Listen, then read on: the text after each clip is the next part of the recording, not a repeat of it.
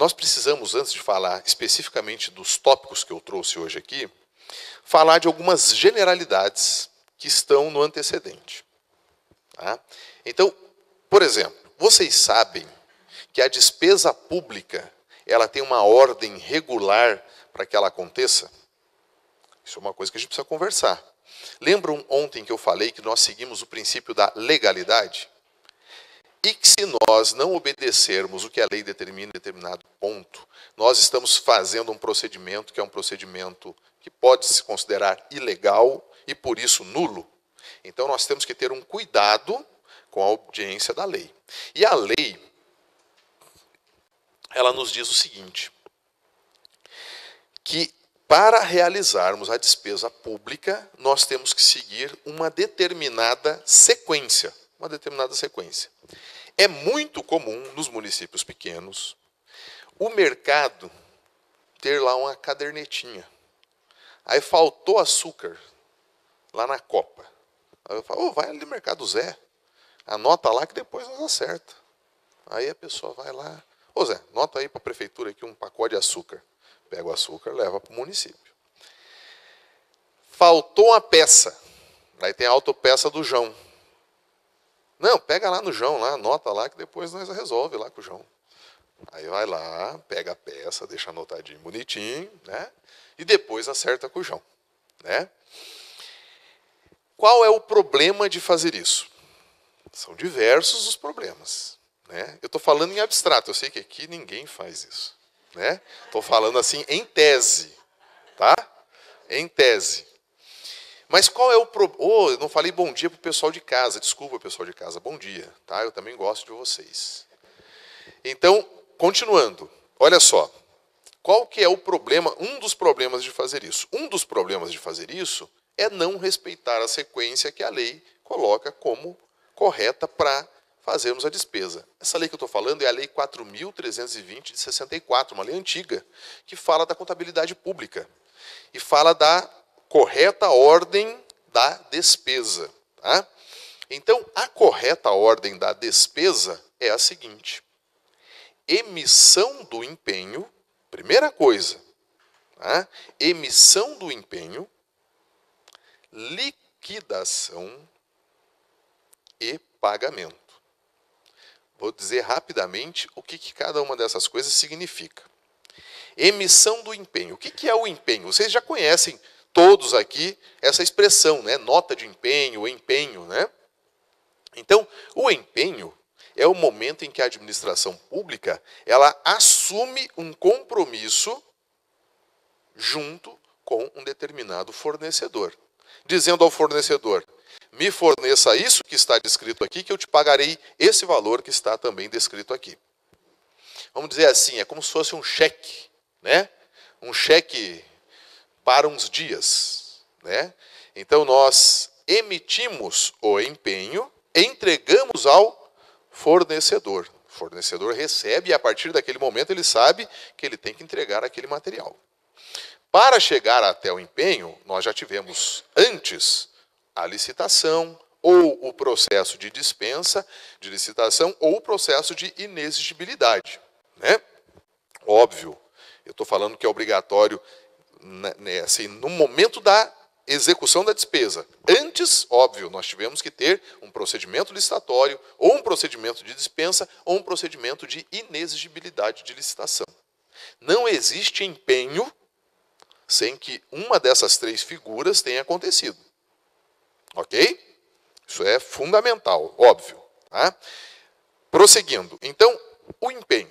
Né? Então, o empenho é essa promessa. Olha, eu vou te pagar isso aqui quando você me fornecer isso aqui. Você foi escolhido para fornecer para a administração, porque ou você participou de licitação, ou você participou de um processo de dispensa, ou você participou de um processo de inexigibilidade. Então você está sabendo o que é isso aqui, você concordou, ofereceu uma proposta e agora você vai ter que honrar a sua proposta. Então eu estou te entregando a nota de empenho para que você me forneça esse material que nós já combinamos previamente a entrega dele.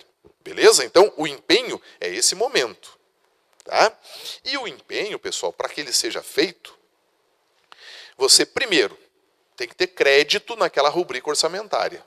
Porque o sistema de emissão de empenho não emite o empenho se você não tiver o crédito correspondente. Então, o empenho ele também dá uma garantia para a administração de que você não está fazendo uma despesa, que você não tem reserva futura para fazer o pagamento, o adimplemento daquela obrigação. Tá? Também dá uma segurança para a administração pública. Muito bem. Então, você emitiu o empenho, entregou. A partir da entrega, começa a contar o prazo para que ele possa entregar para nós o material descrito ou o serviço descrito ali. Tá? E onde é que está esse prazo? Esta determinação de prazo de entrega para o fornecedor. Está no antecedente, ou na licitação, ou no processo de dispensa, ou no processo de inexigibilidade. Então, quando a gente vai fazer esses processos, por exemplo, o edital de licitação, ele tem que ter prazo de entrega do material. É um dos dados que tem que constar no edital. Vamos fazer um processo de dispensa? Quando a gente entra em contato com o fornecedor, olha só, tem muita gente que no processo de dispensa acha que na dispensa de licitação nós não precisamos seguir nenhum tipo de formalidade. É uma compra informal. Né? Você faz uma pesquisinha, você vê lá que ficou abaixo dos R$8.000, fala, dispensa de licitação pelo valor, tranquilo. Liga lá e manda entregar que depois a gente resolve. Né? Não é assim. O processo de contratação direta, seja por dispensa de licitação, ou seja, por inexigibilidade de licitação, tem que ser formalizado. Tem que ser formalizado. Toda dispensa de licitação, toda, ela tem que ter um processinho que dê respaldo a ela. Então, vou fazer uma dispensa pelo valor. Primeira coisa que eu vou juntar nesse meu processinho, o que é? O pedido de quem fez o pedido para a compra daquele material. Tá? Recebi aquele pedido, vou lá, faço uma capinha, protocolo aquele pedido para ter um número de protocolo, para ele poder seguir o rito, né? A forma oficial de tramitação dos procedimentos dentro da minha organização administrativa. Então, faço uma capinha, coloco ali o pedido e encaminho o pedido para cotação. Não sei, cada um de vocês tem uma estrutura própria, né, para fazer isso. Então, cada um tem um nome de setor que pode ser diferente um dos outros. Manda para lá, vai se fazer uma cotação. Aí é que vai se verificar se o valor excede ou não excede, né, o valor de licitação, para a gente saber se licita ou se faz a dispensa. Nesse nosso caso, vamos dizer, então, que é o caso de uma dispensa. Ficou abaixo dos R$8.000. Né? Fiz aquela verificação. Aí, então, temos que fazer uma informação. Depois da consulta de preços realizada, identificou-se que o valor é um valor que não excede os R$8.000, portanto, se enquadra no artigo 24, inciso 2 da Lei 8.666, devendo gerar uma contratação direta por dispensa de licitação.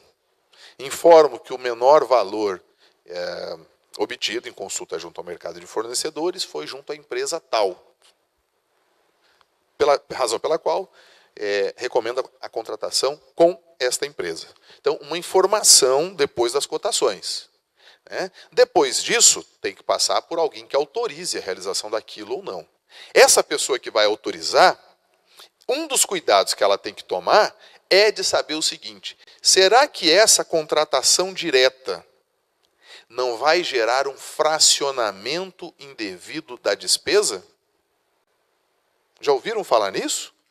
Daniele já, né? Tem alguma experiência já com licitação e contrato. Como é o seu nome, amigo? Alan. Você está começando agora no setor? Você já tem um tempo? Já ouviu falar em fracionamento indevido da despesa? Não? E você, meu amigo? A Vanessa já ouviu. Né, Vanessa? O que é o fracionamento indevido da despesa? Para fracionar?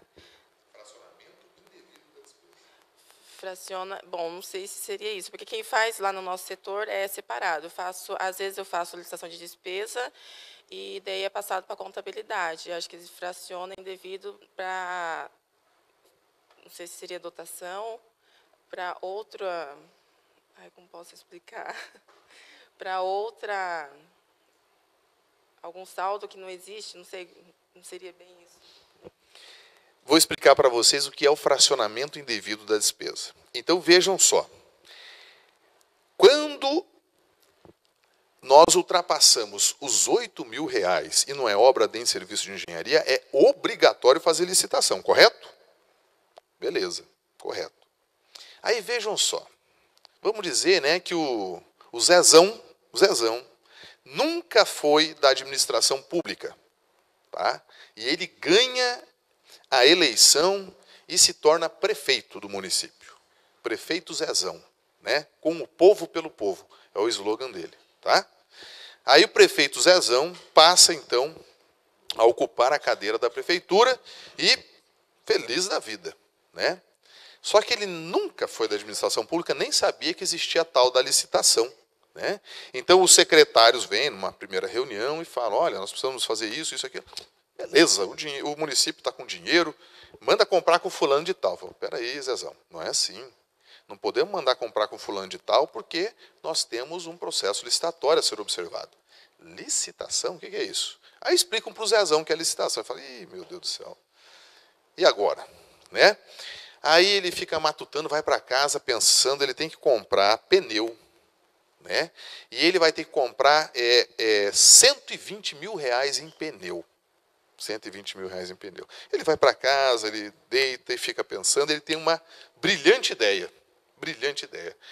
Falou, rapaz, eu tenho que comprar 120 mil, tenho que fazer licitação, mas se eu fracionar esse montante aí, esse valor todo, eu posso fazer, eu faço 10 compras diretas de R$ 8.000, 80 mil, e lá no fim do ano, quando eu já estiver mais ciente desse negócio aqui, eu faço uma licitação de 40 mil para comprar os 120 mil de pneu. Aí ele, no primeiro mês, R$ 8.000. Contratação direta por dispensa de licitação, inciso 2, artigo 24. Mês seguinte, mais R$ 8.000. E ele vai fazendo isso. Pessoal, pode fazer isso?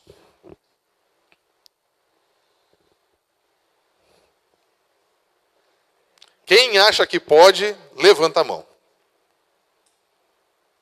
Quem acha que não pode, levanta a mão. Opa, a turma está ligada, né? Eu dei a dica, né? Falei antes de começar a dar o exemplo do fracionamento indevido da despesa. Fracionamento indevido da despesa. Então é indevido. O que é uma coisa indevida? Que a gente não pode fazer. Não é isso? Então veja, quem faz isso está burlando, está querendo burlar a licitação pública. E, gente, eu não falei com tanta ênfase ontem, mas eu preciso falar para vocês que a licitação pública, ela é obrigatória. Eu não faço licitação quando eu quero. Eu faço licitação porque a Constituição, no artigo 37, me manda fazer licitação. Eu tenho que fazer licitação. Quando você pensar em contratar alguma coisa, a primeira coisa que você tem que pensar é, vou ter que fazer uma licitação. Ou, vou ter que fazer uma licitação. Depende de quando você está, né, inteirado com a licitação. Né? Espero que você fique feliz se tiver que fazer uma licitação. Né? Porque a licitação ela é um instrumento para dar mais segurança para as nossas contratações. Então, pessoal, quando a gente pensa em comprar, contratar, tem que pensar na licitação. E vejam, qualquer coisinha que a gente faça para burlar a licitação, já temos que tomar um cuidado, já deve estar errado, porque é uma burla a uma determinação constitucional. Então, essa solução do prefeito Zezão, a hora que ele trouxe numa reunião essa ideia, os assessores já alertaram, olha, se a gente fizer isso, nós vamos estar fracionando indevidamente a despesa, e nós vamos ter problema, com certeza, aqui na Controladoria Interna da Prefeitura e também no Tribunal de Contas do Estado e, quem sabe, até com o Ministério Público, futuramente numa ação civil pública aí de improbidade administrativa. Né? Fora a ação penal do Ministério Público, que também pode repercutir na esfera penal. Tá? Então, meus amigos, é um cuidado que nós temos que tomar. Toda vez que chega um pedidinho de compra, de contratação direta, a pessoa que autoriza ou não, ou alguém nessa tramitação, tem que ficar responsável para ver se aquele material ali já não foi objeto dentro do exercício financeiro de aquisição. Se eu adquirir uma peça nos 3 meses, se eu adquirir peças nos 3 meses anteriores, que totalizam hoje R$8.000, se eu for adquirir R$4.000, eu passei os 8, já estou indo para o 12. Esses R$4.000 eu tenho que licitar. Eu não posso mais fazer contratação direta. Se eu já atingi o limite de R$8.000 no ano, seja que mês que for, atingir R$8.000, as próximas contratações têm que ser feitas por meio de licitação. Mas, pô, professor, que trabalheira, né? Por isso que eu falo para vocês da boa ferramenta que é o sistema de registro de preços.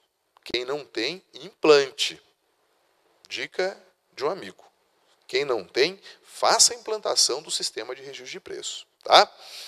Muito bem. Então, nós estamos falando da ordem de realização da despesa. E eu estava falando para vocês do empenho. Né? Então, antes de chegarmos no empenho, obviamente, tem toda essa conversa que nós estamos tendo aqui. Né? Então, voltando ao exemplo, é uma contratação direta? Veio o pedido, fizemos os orçamentos, foi aprovada a contratação, está compondo ali um processinho administrativo já tem número, já tem paginação, já tem as autorizações devidas, chega no setor financeiro para empenhar. Tá? A minha terceira função, eu falei que a minha primeira função foi de chefe de garagem, né? A minha segunda função foi de chefe de serviço de aprovisionamento. Comprar gêneros alimentícios e mandar fazer lá para dar alimentação para a tropa. Minha terceira função foi de chefe de setor financeiro, onde fazíamos os empenhos e controlávamos a vida financeira de uma unidade do Exército, isso já lá na Amazônia, quando eu fui transferido lá para o Pará. Servi 3 anos lá. Então, empenho é o momento em que nós recebemos esse processinho, todo já informado, com as autorizações devidas, e então vamos lá no sistema e emitimos o empenho. Com o empenho na mão é que o fornecedor vai poder efetivamente nos fornecer o material. Aquilo dá uma autorização e uma obrigação para ele. Obrigação de fornecer e autorização para fornecer. Aí ele fornece, ele traz para nós. Quando nós recebemos, nós temos que receber junto com a nota fiscal. Correto? Junto com a nota fiscal. Quando recebemos a nota fiscal, vamos até o local onde foi realizada a entrega para conferir se o que consta da nota de fato foi entregue. Esse momento, meus amigos, é importantíssimo. Importantíssimo. Por quê? Não é rara a ocasião de fornecedor ter vendido uma coisa e ter entregado outra. Isso é sério. Você faz a cotação com ele, passa para ele a especificação do material que você está querendo comprar, ele dá o preço, faz a cotação, né? Tudo bonitinho. No dia da entrega, ele parece que perdeu a proposta dele, perdeu a nossa consulta e entrega algo completamente distinto do que aquilo que a gente pediu. Né? Então, na hora da conferência, nós temos que ser rigorosos, porque nós vamos ter que ir lá na nota fiscal dele e dizer: recebi o produto constante da presente nota fiscal. A gente coloca um carimbo atrás, geralmente, né, da nota fiscal, e atesta o recebimento. Se a gente atestou o recebimento, nós estamos dizendo o quê? Ok, foi entregue, tá beleza, show de bola, tá do jeito que eu quero, pode pagar. É isso que a gente está falando quando a gente dá aquele carimbo e assina dizendo que vamos receber. Então, nós não somos obrigados a dar o carimbo e dizer algo que não esteja respaldado por uma realidade. E nesse momento aqui, nós temos que ser jogo duro. Porque já pensou, você tem todo um trabalho, às vezes assim, vem de licitação, né, essa contratação. Gerou todo um trabalho administrativo interno para a gente levantar especificações, para a gente colocar aquela licitação para acontecer, o pregoeiro abrir, responder recurso, às vezes ação judicial, né? Movimentou toda a administração. Aí chega no momento crucial, que é o momento da entrega, a gente engole com farinha uma porcaria qualquer que nos apresenta. Né? Então, nessa hora, pessoal, a gente tem que buscar a proposta dele, tem que buscar a nossa nota de empenho, tem que buscar, às vezes, até o nosso edital, juntar tudo aquilo ali e falar, opa, vamos receber isso aqui, de acordo com aquilo que a gente comprou. Ó, a medida aqui não corresponde à proposta. Olha, o que está aqui diz respeito ao que previu o edital. Então, não estou recebendo, estou devolvendo, e aí tudo isso mediante termo. Né? Então, a gente escreve. Por quê? Por que a gente tem que escrever as coisas? Porque o nosso sistema de gestão, ele é burocrático. A gente sempre ouve falar de burocracia como uma coisa negativa, ruim, né? Mas não é necessariamente assim. A burocracia, pessoal, ela só é ruim quando ela é excessiva e desnecessária, porque burocracia significa legitimar pelo controle escrito. Tá? Então, nós temos que ser burocráticos, porque vai chegar um momento que nós vamos ter que mostrar de onde veio a solução que nós demos para as coisas. Tá? Então, nós temos que ter as coisas por escrito. Temos que ter as coisas por escrito.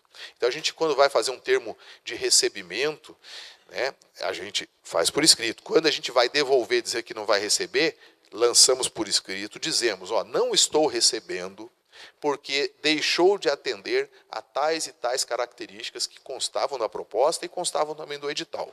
Então, esse material não corresponde àquele material que foi prometido. Né? E damos prazo para a empresa para ela trazer o material corretamente. E se ela não trouxer? Ou se ela continuar a trazer o material que nós não queremos, o que a gente faz?